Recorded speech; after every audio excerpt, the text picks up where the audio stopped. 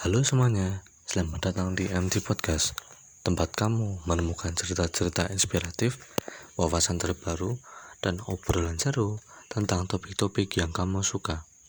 Saya, Muhammad Tirta, akan menemani kalian di setiap episodenya. Di podcast ini, kita akan membahas tentang perspektif atau suatu cara pandang terhadap apa yang seseorang sedang hadapi. Jadi, siapkan kopi atau teh favoritmu, duduk santai, dan mari kita mulai perjalanan kita hari ini. Jangan lupa untuk subscribe dan share podcast ini ke teman-teman kamu ya. Sekarang, mari kita masuk ke episode ketiga, menavigasi perspektif, membuka jalan menuju kebenaran diri. Selamat mendengarkan.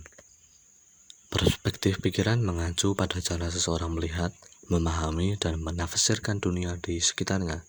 Ini mencakup berbagai faktor seperti pengalaman pribadi, pendidikan, budaya, nilai-nilai, dan emosi yang mempengaruhi cara kita berpikir dan merespon situasi. Nah, sebagaimana yang telah disebutkan, kalau faktor dari munculnya perspektif kan banyak banget ya guys. Jadi, gimana sih cara kita mengontrolnya? Yuk mari kita bahas. Yang pertama, fokus pada kekuatan yang dimiliki. Manusia memiliki pikiran negatif dan menghiraukan hal positifnya. Berarti untuk menekan kekuatan diri dan memikirkan kesalahan-kesalahan dapat membantu merasa positif. Yang kedua, mengelola pikiran. Kita perlu mengelola pikiran agar senantiasa objektif dan hati-hati. Kalaupun pikiran mengandung bias, usahakan agar outputnya bernilai positif. Bahasa kerennya positive thinking. Tetapi tetap saja poin utamanya adalah objektivitas dan kejujuran dalam memberikan penilaian atau menarik kesimpulan. Yang ketiga, mengembangkan perasaan positif.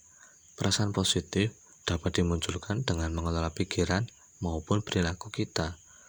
Pikiran positif akan memberikan dampak emosi yang positif juga. Perilaku positif pun demikian. Misalnya, apa yang kita rasakan setelah kita memberikan sesuatu kepada orang lain. Orang lain tersebut bisa jadi merasa bahagia karena menerima apa yang dia butuhkan. Dan kita pun boleh jadi merasa lebih bahagia karena membahagiakan orang lain. Yang keempat, mengantisipasi pengaruh negatif budaya asing. Pengaruh budaya asing dapat memiliki dampak negatif pada generasi muda di Indonesia. Oleh karena itu, perlu ditanamkan sikap patriotisme dan nasionalisme pada generasi muda untuk mengantisipasi pengaruh negatif dari adanya budaya asing.